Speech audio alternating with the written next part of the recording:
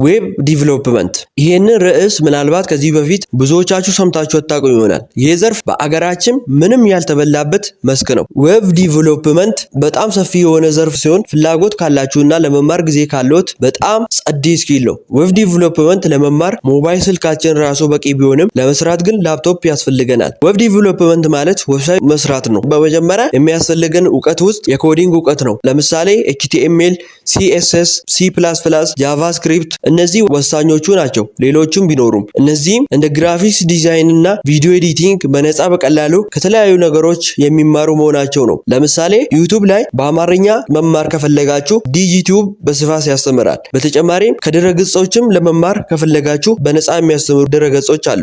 ከነዛ መካከል የኢትዮጵያ መንግስት ከአረብ ኤሚሬት ጋር በመሆን በነፃ በኢትዮ ኮደርስ የተለያዩ ኮርሶችን እያስተማረ ይገኛል። ከሚያስተምራቸው ኮርሶች ውስጥ ዌብ ዲቨሎፕመንት አንዱ ነው።